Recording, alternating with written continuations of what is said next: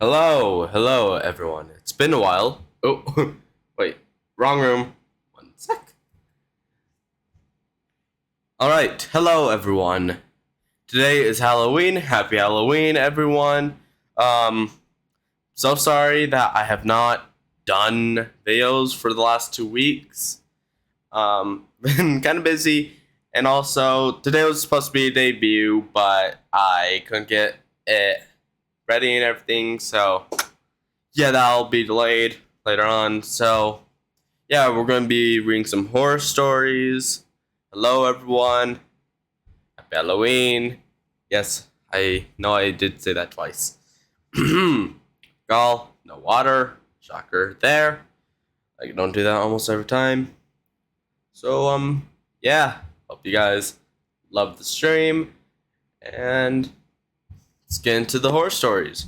Okay, we're reading horror story called, and these are all Skinwalker stories. Yes, I like the Skinwalker stuff. Anyways, maybe trying to hit it wasn't the best idea. From Redditor Neptune 420. All right. Okay. My father owns a small delivery service that operates Farmington out of Farmington, NM. Don't ask. I don't know. I'm stupid. Anyways, we mostly live. Yep. See, this is what happens when I try to narrate. It doesn't end well. We mostly deliver. It's been a while.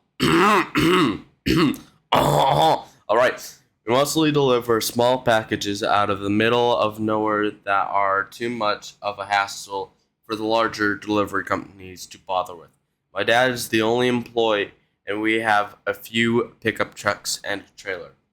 One day we get a delivery out to Window Rock. I think that's Arizona. On the Navajo. Oh shoot! I feel like I sound so stupid reading these.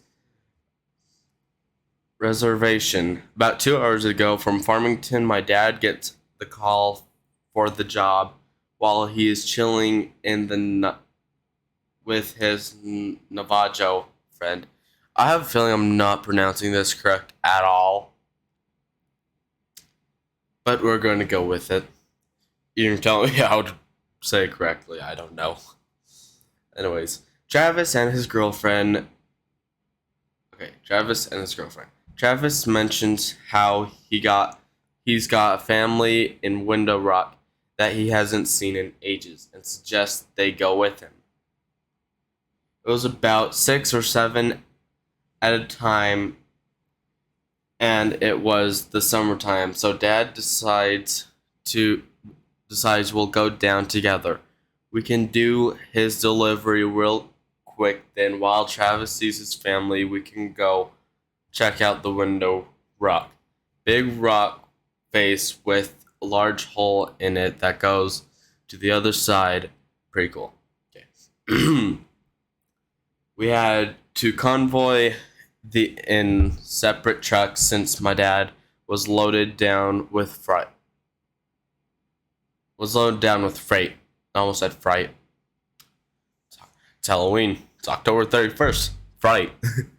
Anyways, we decided to bring along some. I'm sorry, I'm so bad at reading this. Okay. We decided to bring along some talkies so we could communicate. Grammar mistake. It's walkie-talkies. Okay, we decided to bring along some walkie-talkies so we could communicate with one another. We spend our time in Window Rock. Everything is generally uneventful, and we start heading home along the old highway with my dad and I in front of Travis, his girlfriend, in their truck behind us. I honestly don't remember most of the Window Rock trip, but I remember. But this next part I can never forget. See, I'm not good at narrating. I'm trying to get better. Anyways, okay. We're somewhere on the highway between Window Rock and Gallup. New Mexico. I think that's New Mexico. Yeah, I think that's New Mexico. All right, now I know what NM is. It had just rained earlier in the day, and the road is kind of slick. Was kind of slick. So we were we were taking it pretty slow on the left of the highway. There's nothing but sandstone cliffs, and on the right there's a huge field separated from the road by a small barbed wire fence. We crest the top of this hill, and down at the bottom of the hill, we see what appears to be a very large dog sitting on its hunches. I don't know how to read. I'm convinced. In the middle of the road facing the cliffs. My dad calls over the radio. Hey Trav, do you see that big ass dog? Trav Travis starts yelling back over the radio. That is not a dog. Speed up right now and hit it. He almost sounds hysterical, but that was my seat. I promise. He just keeps screaming, "Hit it!" I have a feeling part of it. I don't know. I feel like part of this has grammar mistakes. Anyways, JJ, you have to hit it. Please, please hit that freaking thing right now. So my dad starts to speed up and we get a bit closer. I begin to see a little more clearly. It's covered in this brown, weary, matted hair that appears to have dried blood all over it. It's still facing the cliffs, but the moment our headlights hit it, it turns and it looks at us and it has a face. Like, what do you mean by a face? Like a human face? Because if it has a human face, then I'm scared. Or like, what kind of face are we talking about? Anyways, I don't know how else to describe it other than a mix between a bear's and a human's face. Oh, that's creepy. That's creepy. It looks twisted and distorted and almost in pain. As we get closer to the thing, we start to realize it's actually freaking huge. Yes, I am doing my own version of bleeping it in a weird way. Anyways, though it was still sitting on its haunches, I think. You know what? I'm convinced I don't know how to read. Anyways, it is about shoulder height with the hood of the truck. We get literally inches from hitting it when it lets out this scream that sounds like someone screaming out as their lungs were filling with water, and it leaps backwards towards the field, landing just on our side of the barbed wire fence. Then, with another leap, it was gone from sight. Travis comes over the radio again. Holy crap! Keep driving. We have to get out of here. We have to go fast. He kept repeating the last part. We have to get out of here and we have to go faster. Okay, let's go down. I need to get better at reading out loud. Okay, pretty soon we are speeding like I can't read, but I can spell. Some of this crap is like painful for me to read. Or I think I can spell. I don't know. Pretty soon we are speeding like crazy, and just as we start to come near the outskirts of Gallup, we get pulled over. Travis pulls his truck over with us naturally. This makes the cop, a Navajo man himself, very on edge and immediately asks why Travis felt the need to pull over as well. Travis says, "We just saw a skinwalker a few miles back and it's following us." The officer immediately turns while immediately the officer immediately turns white, stammers something about a verbal warning, gets in his car and takes off. We do the same. We didn't see anything else that night, but when we got home, Travis refused to let us leave without taking some kind of Navajo totem thing that was supposed to keep it away. That was an interesting story. I'm sorry that I don't read the best, but we will keep going. Right. It was dark and sorry. Just kidding.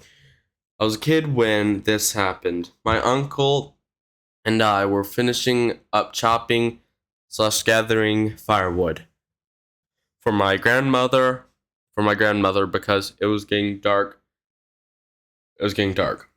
Driving back on a dirt road about 30 miles per hour, give or take 5 miles per hour, I had this awful sense of being watched. Before I could turn to look out my window passenger side, my uncle quickly shouted, "Don't!"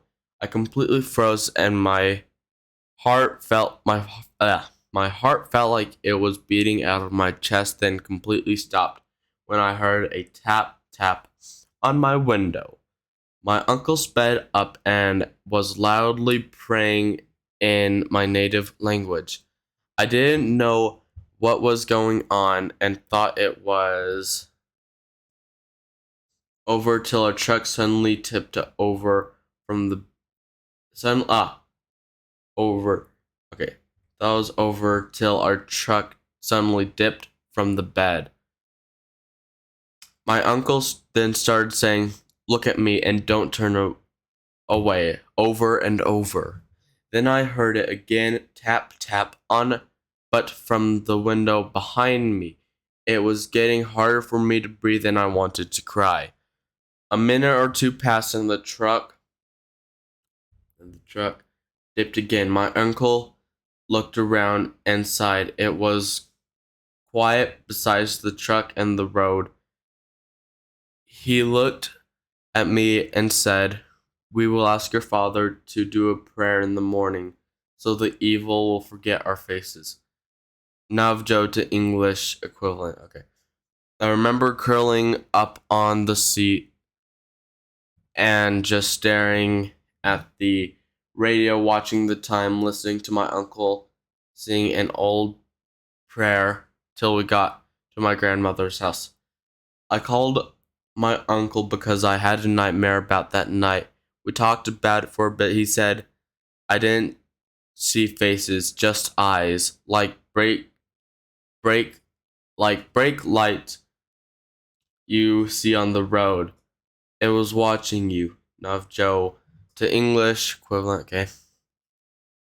Before hanging up, I tried joking with him about it. "Why didn't you just step on the brake when it was in the back?" No laughter, just pause, because it wasn't alone. Ooh, I like that one. Okay, alrighty. And that was called, I didn't read it, Tap Tap at the Window. Okay, that was called Tap Tap at the Window. This one's called Don't Get Off the Bus. Alright? Okay. So sorry, everyone. Anybody that has been on the Navajo reservation has either probably heard of some creepy things or have experienced pretty creepy things. Namely, skinwalkers. I have only seen one. Here's my story, alright? Let's see what this person has to say. I come from a small town in northern Arizona that sandwiched between Paiute, Paiute, I think is how you pronounce it, reservation to the north and the U.S.'s largest Navajo reservation to the south. My high school was so small, a 1A high school that has on average 80 students enrolled every year. Always had to travel south about 5 hours, 5 to 10 hours one way to play another high school. To one way to play another high school. eh, One way to play another high school in any sport. All right. Sorry about that. Sorry about the loud noise. All right. This means that we traveled a lot on the Navajo Res. Oh god. I thought it was scratchy. I don't know why. And usually stayed we also usually stayed at hotels when we would head out to play and come home in the morning. But this trip was a little bit different. I remember asking the basketball coach, saying that the school didn't have enough money to put up the teams in a hotel that trip, so we were going to be on the road for a total of about 12 hours. All right. I was only I was the only male senior to play basketball that season. We had just got done playing our game and headed home on our bus. Big Blue, Big Blue. We headed. Why can't I not read this one? We were heading out, and it wasn't long. About two, and it wasn't long. It was about 2 hours before we had entered the res. By this time, everyone was asleep, with it being about 2 in the morning when we had just crossed the res's border. I noticed the bus driver had sped up and I was going about 85 miles per hour. Ooh, I wonder what happened.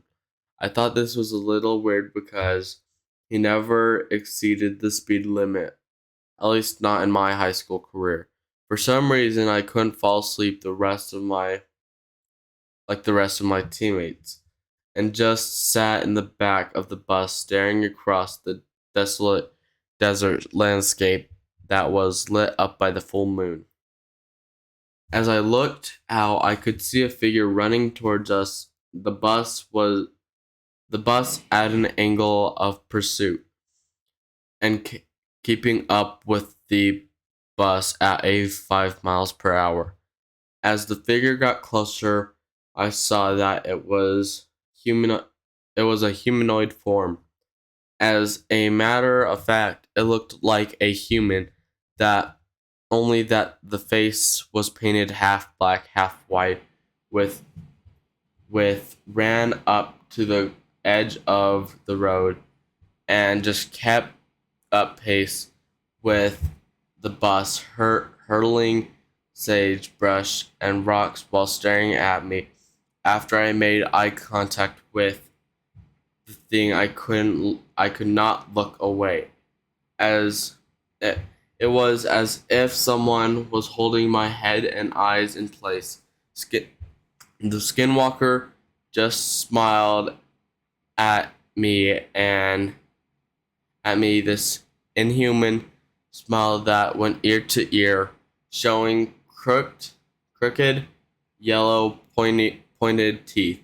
I felt like I was going to throw up, and I was panicking through the whole ordeal. The skinwalker started to crum, crumble down on all fours, still keeping up with the bus. I could see his bones crack and reform. What the freak? That's not weird. um, Hair started appearing all over the skinwalker's body, and in about 3 seconds was now a coyote, and it ran off into the desert out of view. As soon as it was gone, I ran to the onboard bathroom and puked a mixture of food and blood. That is not good at all. That's not good. Alright. I didn't want to tell anyone for the fear that they would think I was crazy. I confided in my Navjo friend. I confided I confided in my Navjo friend. She told me that I needed to see the chief. So, uh, who also happened to be a friend of mine, and get a blessing. I saw him the next school day, in the parking lot. He just came to me and mumbled something in Navjo while waving a feather scepter, I think, like thing, turned around and got in his truck and drove away. The next, to this day, I haven't seen another skinwalker. It might be due to the fact that I moved away from that town and res, and if I do go, if I have to go south, I go around, way around. All right, let's go on. What's that? Okay. All right. Why is my throat like this right now? It's like dry. My throat's dry. Anyways, convinced I saw a skinwalker is the next story we're going to read. Alrighty. As many of you might already know, many Navjo people, including my own family, are very reluctant to speak about skinwalkers because it is believed to attract their attention. Well, I, however, grew up away from the Navjo nation and was very naive about the subject. When it came to skinwalkers, I was an absolute skeptic. I was I was an absolute skeptic. All right.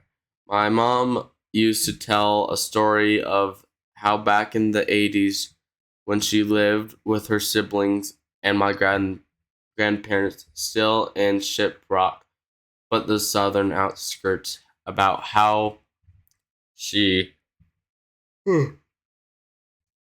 how she and my aunt saw a skinwalker driveway the, just outside their driveway under a street light. She described as a black dog with dirty fur, a twisted noodle-like front leg, and these unnatural eyes, a soft burnt orange glow. Me, being my own closed-minded self, doubted every word, but I never said my doubts aloud.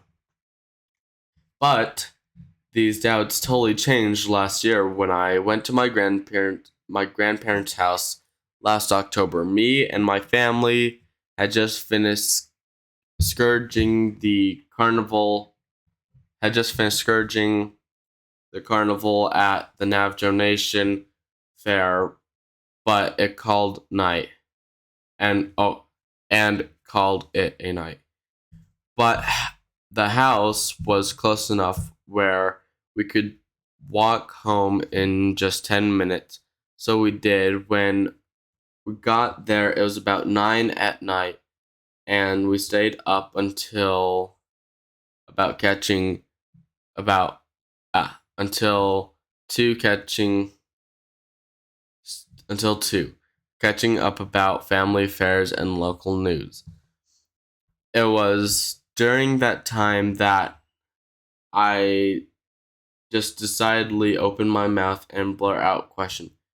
Hey, are skinwalkers real? Guys, I asked. You shouldn't be speaking about that, my grandma said with almost a disturbed yell in her voice. So she and my grandfather decided both decided to go to bed. After being scolded by my mom, one of my aunts chimes in with a very cautious tone and says, "They're real, all right." Had a few start screaming out loud of my trailer in Farmington. Just a few, not just okay, just a few nights. Ah, just a few nights ago. Your cousin, just a few nights ago, your cousin had nightmares the whole night and woke up crying that morning, not wanting to push the discomfort any further. We all decided to go to bed. Now the trailer slash home is pretty old and it was a nice night. So we slept with the windows open with screens to prevent bugs coming in. Everyone had drifted off to sleep except me because my mind was still going a million miles a minute about skinwalkers and wondered if I ever encounter one while here on the reservation. As a kid, I was told it's taboo to think about skinwalkers because it can call their attention. Wait, I thought just talking about them. You're telling me even thinking about them? What the freak? The freak? Okay. That's when the crap totally hit the fan. Just as I was setting and finally just as I was settling and finally getting relaxed for sleep, I started to hear something moving outside. I get up from the couch and started wandering over to the kitchen window. In the trailer, all of the rooms have the lights out, so the only visible light that can be seen is the porch light um, out front. I was thankful for this because I told myself if it really is a skinwalker outside, then hopefully it wouldn't notice me seeing it. So I muster up the courage and take a quick scan of outside. Oh god. I'm so sorry, I keep yawning. Okay, where was I? Okay.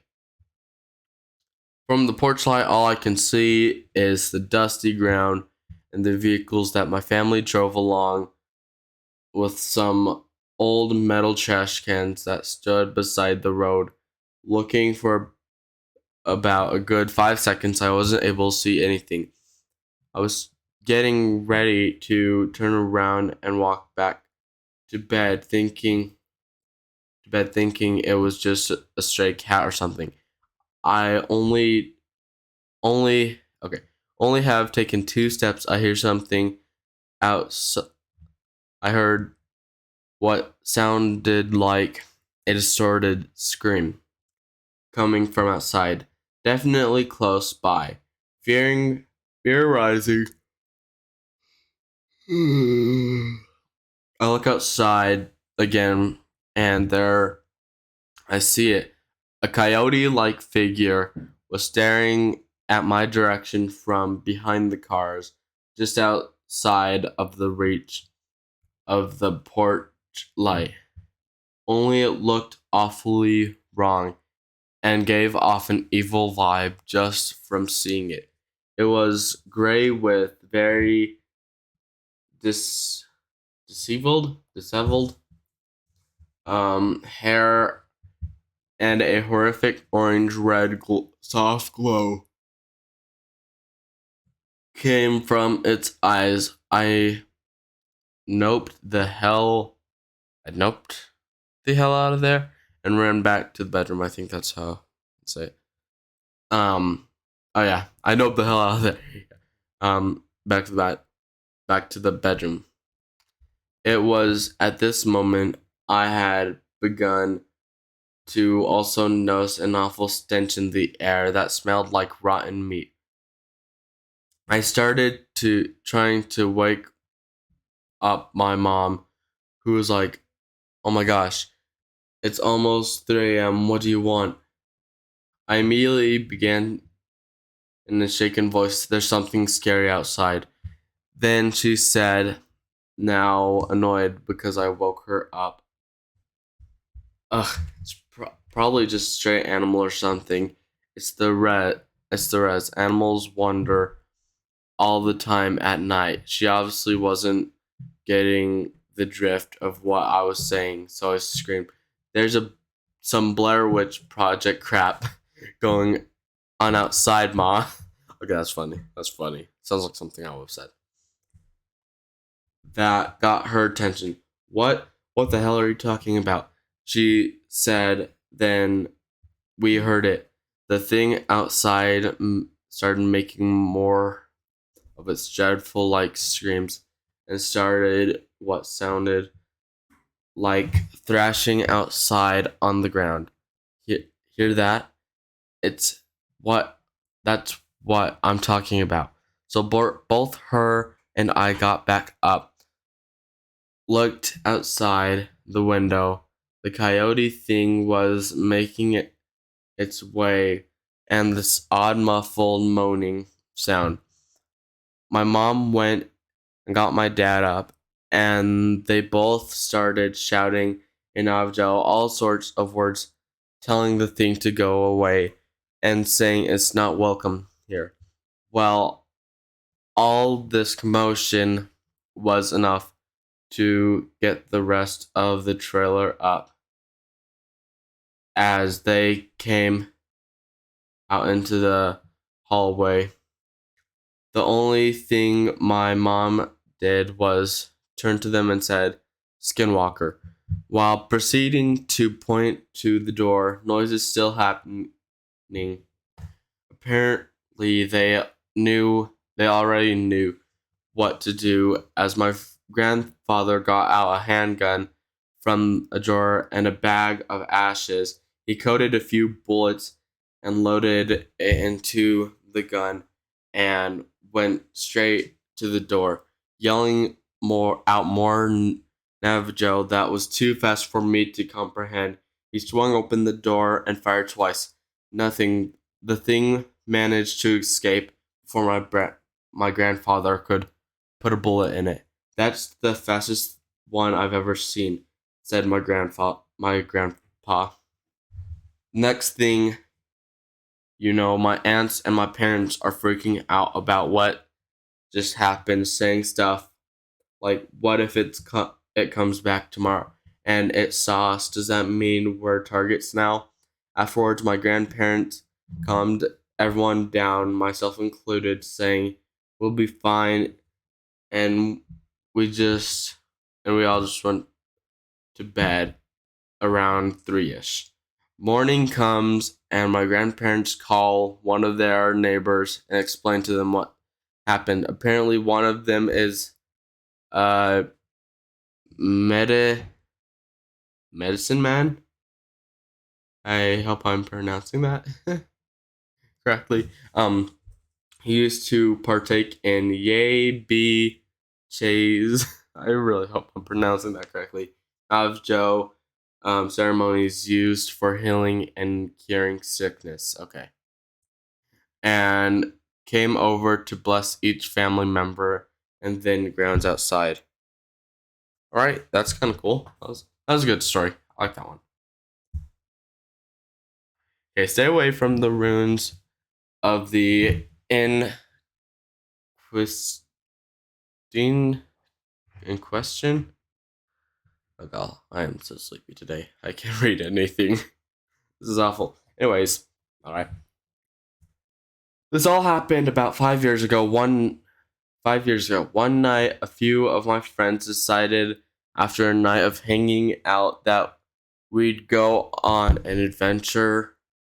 At about 3 a.m., we took a ride about 50 miles in this old Spanish ruin in New Mexico that was once the seat of the Inquisition. Why can I not pronounce that? I don't know what that even means. I can't for the life of me remember what the place is called.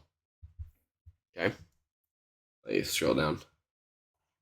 So we jump the front of we jump the front gate to the place and start exploring. One of my friends brought a flute with him and started playing it, and about 30 seconds into his mediocre mediocre playing, something started screaming really loud on the tops of the destroyed walls of the place. It was going from wall to wall really quick, screaming the most blood curdling scream you've ever imagined. We noped the freak out of there. One of my friends pissed his pants. Why do I feel like I've been that friend? Or the one crying? Or laughing? I don't know which one I've been, to be honest. That's fine. One of my friends pissed his pants and drove for a few hours to Ben Lear National Monument, where we plan to camp out for the rest of the weekend. We got to Ben Lear at probably like 6 or 7 a.m. and set up our camp. After a few hours, after a few hours we just about okay. After a few hours, just talked. Why can I not say this sentence? After a few hours just talking about what the hell happened at the ruins, went to. I went to talk. I cannot read this. I went to talk a piss. Take. I went to take a piss behind a probably a uh, behind a probably only like 300 feet from our camp. This is everywhere. This is where everything starts getting a little fuzzy. I remember seeing two dust devils coming my way, and when I turned around again, two of my friends were there, and they were motioning me to follow them. I couldn't help but to follow them, like I was being pulled behind them in shackles. I followed them for what seemed like 10 to 15 minutes and then snapped out of it. These weren't my friends. They had bright red hair with my friends' faces and cow. No. Oh no, he fell for a trap. No.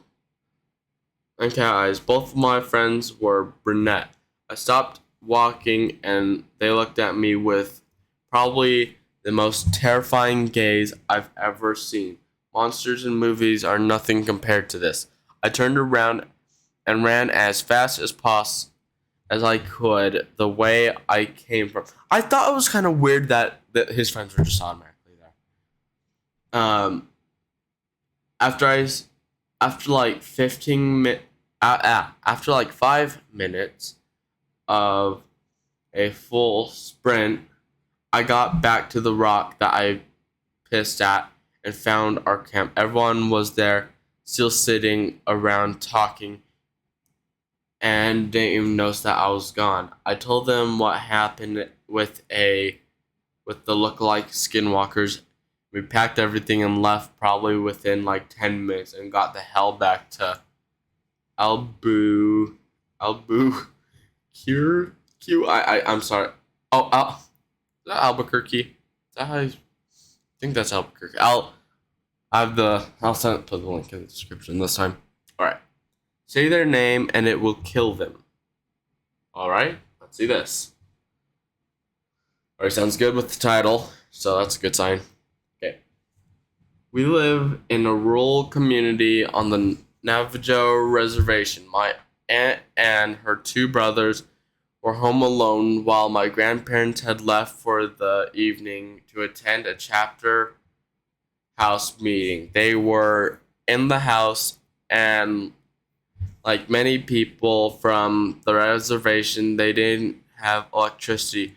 It had been dark outside for about an hour. My aunt and my uncles were getting ready for bed.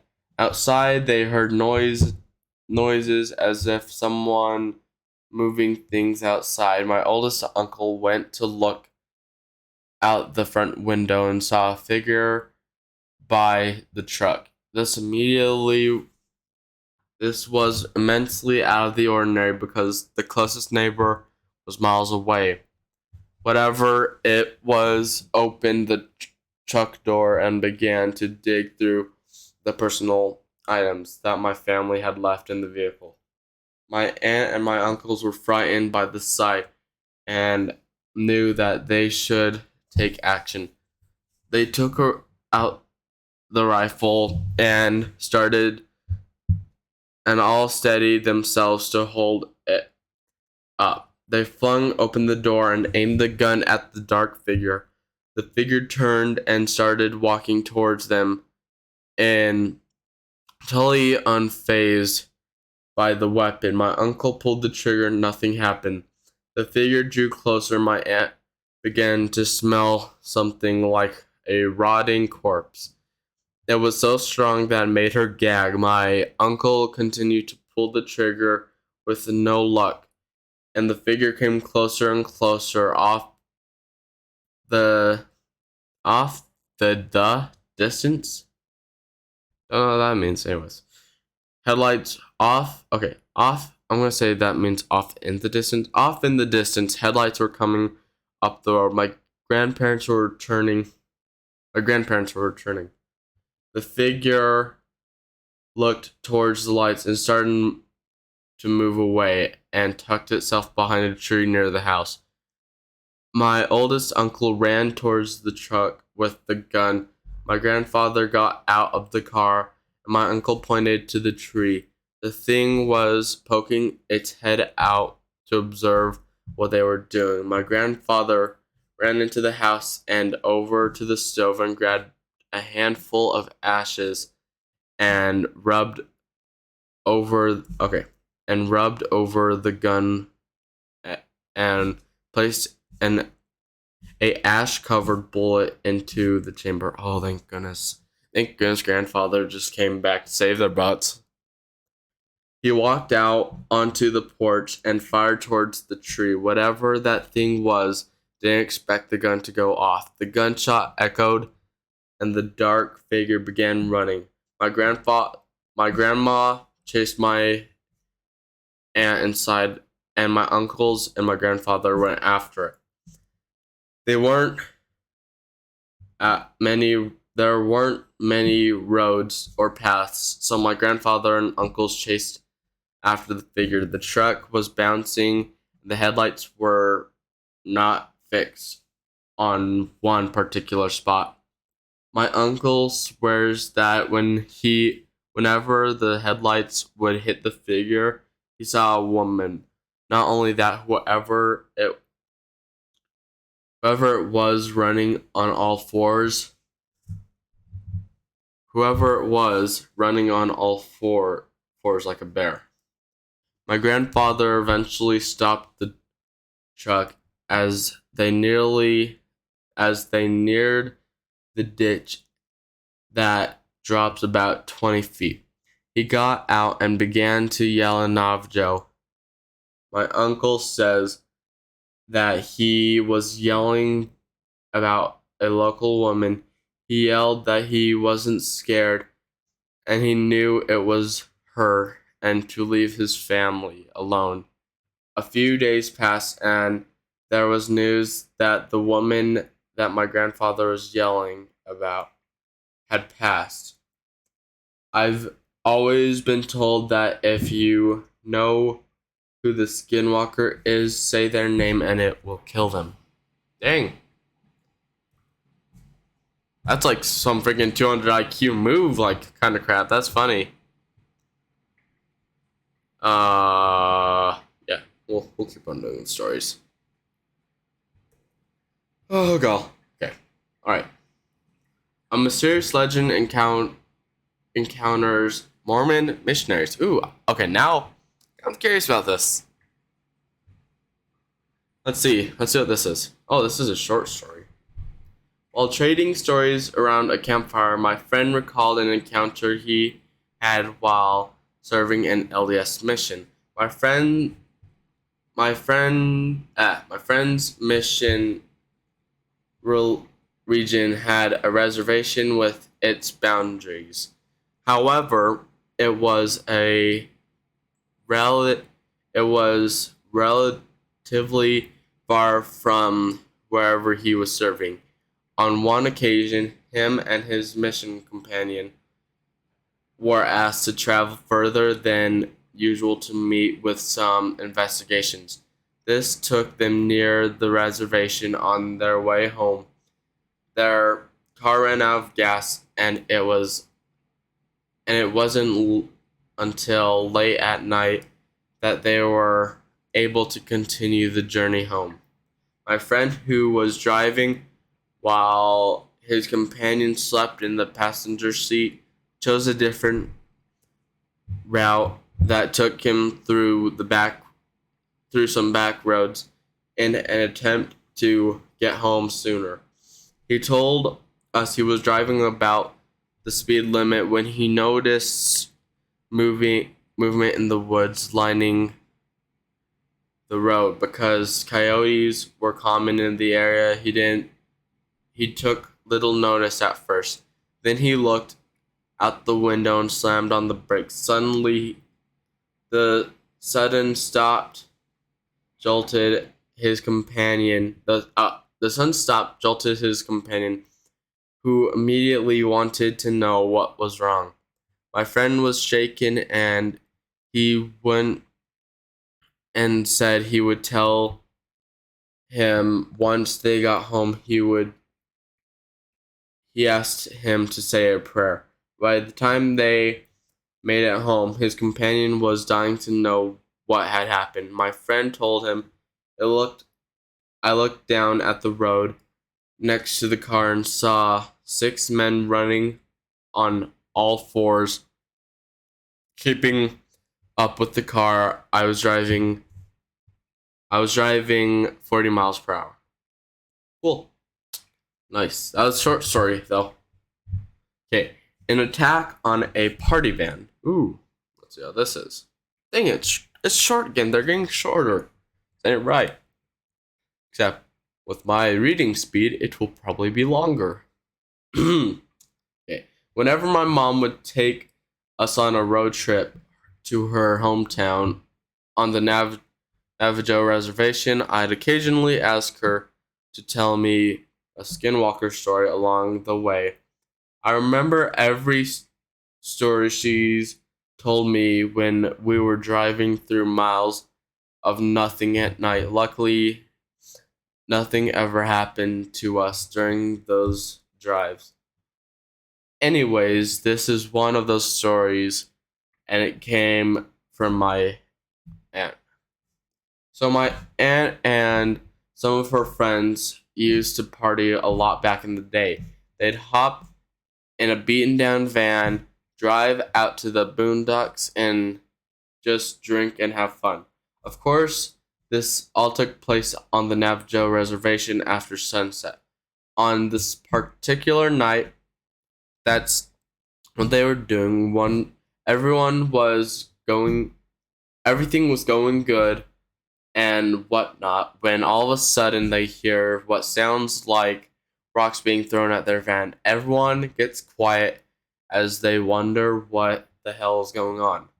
The sounds of the rocks being thrown, stopped, and suddenly stopped. Something jumped. Then suddenly Then suddenly something jumps on top of the van roof. I should mention my family owned a white van that we would use the road trips because it had enough room for all my brothers and me. So imagine young me being told this van this story in a van terrifying. Everyone starts panicking as the realization starts in a hurry to lock all the doors.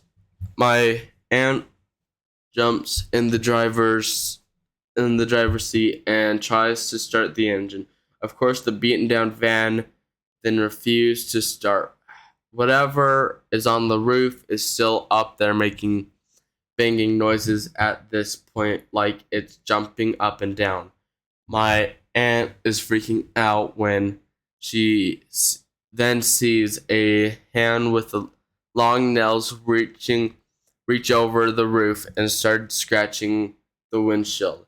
At this point in the story, my mom would take one hand off the steering wheel and scratch the windshield to simulate. Oh, smart. Um, then, or not smart, adds better effects to the story. That's what I mean. Then whatever was on the roof jumps off. Everyone is still freaking out, yelling at my aunt to start the van, and she keeps trying that. When she sees the skinwalker walk up to the driver's side window and stare at her just a few inches away, well, that's when my aunt jumped in the back and started praying for her life. Minutes pass and the skinwalker appears to leave.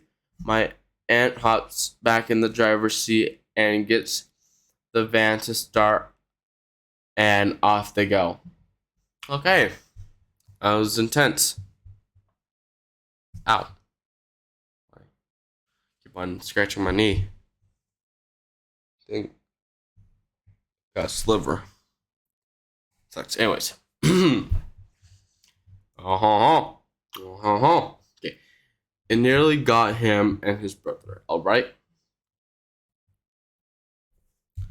This is my father's story written from his perspective. When I was about 11 or 12 years, or 12, we lived in a small house made of mud and stone. A lot like our house now.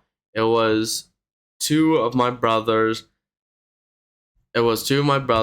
and I in the house. Everyone else had gone to the Jamiz feast, I think, and left us to tend the sheep. We were getting ready for bed, and when we heard the dogs going crazy outside, thinking it was nothing more than coyotes howling in the distance, we told them to be quiet, began drifting off into sleep, and the dogs would not shut up. Somehow I was able to go to sleep for a few hours. Then I woke up very late in the night. It was very quiet and still in the house, save for my brother's snoring and breathing. I realized I needed to use the outhouse and woke my brother up to take me there. He teased me about being scared. Which I certainly was. We went out with our flashlight to the outhouse. The dogs began with their crazed barking outside in the sagebrush. Going from one place to the next. My brother went first, and I waited outside for him. While waiting, I tried to follow the dogs with my flashlight. Suddenly, there was a very loud whine from one of the dogs. Then everything went quiet again. It was really too quiet for that time of year. Not even the sheep were making noise. Suddenly, I heard a few of the dogs going completely mad by the truck. When I looked over, there was this man. He was unbelievably tall, leaning one arm on the cab roof of the truck. He was looking at the dogs for a little and then suddenly kicked one of them. all scattered in different directions. The thing looked up at me and I saw its face. It had a pure white face like the moon, two burning red eyes, and a slight smile that was pure black. I could not move or make a sound. It began to walk towards me with long strides until it finally towered over me. All I began to see was a dark red, like the color of the blood when you cut the throat of the sheep. That's messed up. Anyways, if you want to relate it to that, all right. Anyways, I kept going. I kept getting deeper and deeper into his eyes. I could faintly hear my brother coming out of that house with this thing looked this thing looked up at him. Reality came rushing back to me. I noticed that my brother was too distracted with his buckle to realize what was going on. I also noticed that this thing's long hands hovering just inches above my head. Its skin was black ash, and he smelled like a bloated dead animal in summer. I was still unable to move or speak. The skinwalker began to move towards me, towards my brother. Finally, noticing this figure, my brother became paralyzed as it was close as I was became paralyzed as I was. Closer and closer it drew, reaching an arm out toward my brother's head. Something finally snapped in me. I began unbearably angry. I broke from the trance and lunged at the skinwalker, raising my arms like a wild animal and baring my teeth at it. A growl came out that I never knew I could make. I'm sorry, I'm laughing. This is funny. I became more and more. I became more and ang. I became more and more angrier, maybe, at the thing. Okay, I'm just gonna say I became more angrier at the thing that was trying to hurt us. It kept that smile at first, but the anger I got, the more the eyes were dim and dull. Its smile now long since gone. The next morning, from the family returned home from the feast. After relaying the story to my parents, they quickly hired a medicine man. Right? Cool. Cool. I don't know what stories are. Oh shoot. Oh, this one's real short. Short. Okay. The Yenal Lucy has found me. I don't know if I doubt I'm pronouncing that one correct. Like for sure, doubt it. Right? Okay. My grandmother on my mother's side has always been very superstitious, for lack of better word. She's not religious, but she does believe in a lot of paranormal stuff. Her mother was blooded Navajo, and her father was Irish. Either way, she never been anywhere east of Montana, and she grew up in Nevada. One second. Okay. One year, when I was in grade school, I went to visit her.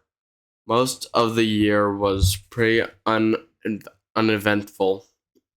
Typical boring old people stuff, except she always kept her curtains drawn shut and would always peek out the window when someone asked what she was doing.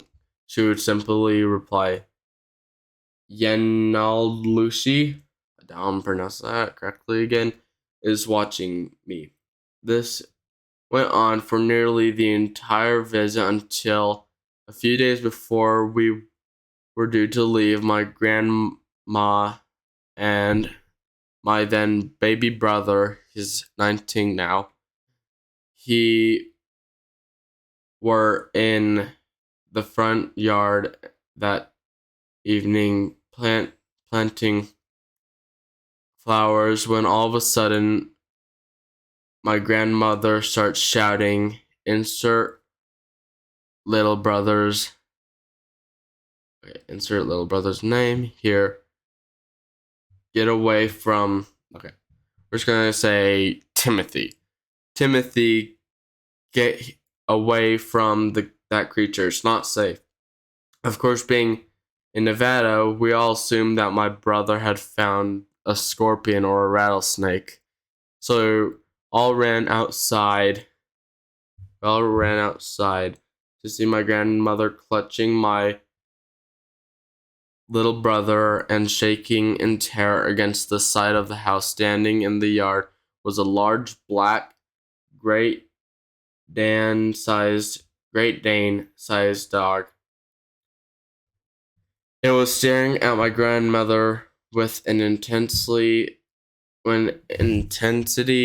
I'd never seen before. It looked up at us, gave a little huff, and bounded off. I don't remember if it moved unusually fast or not, but I do remember that it had really deep yellow eyes.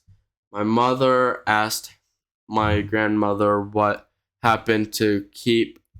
She kept repeating the Yenald Lucy has found me.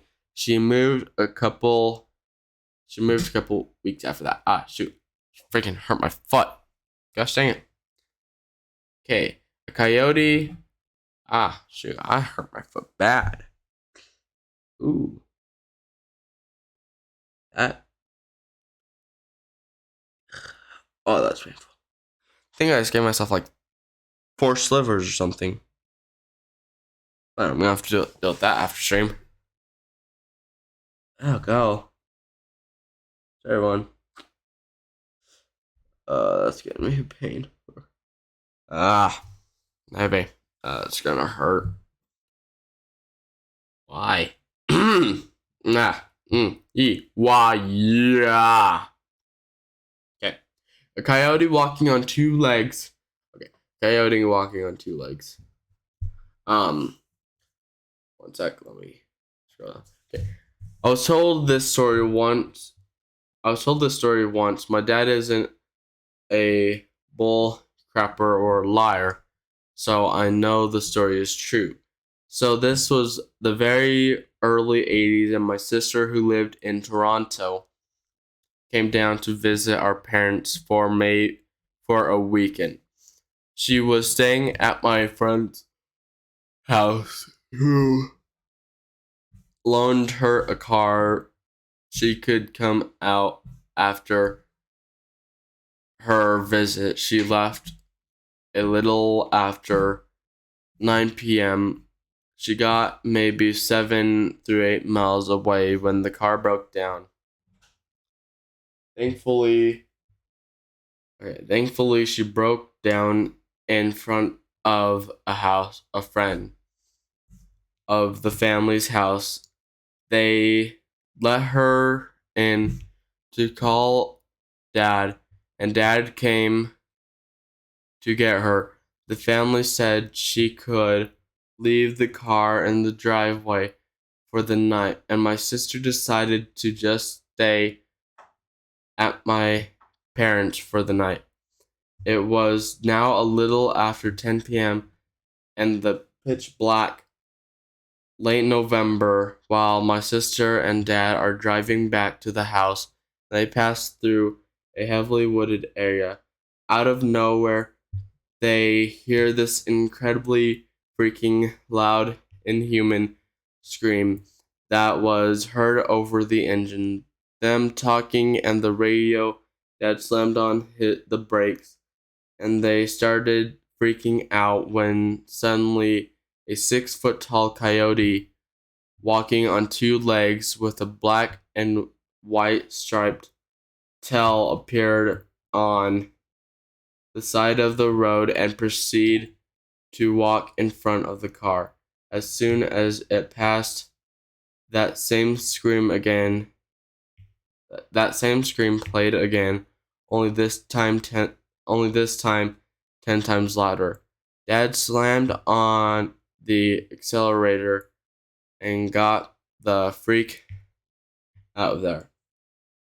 It was never seen again. All right, that's a good one.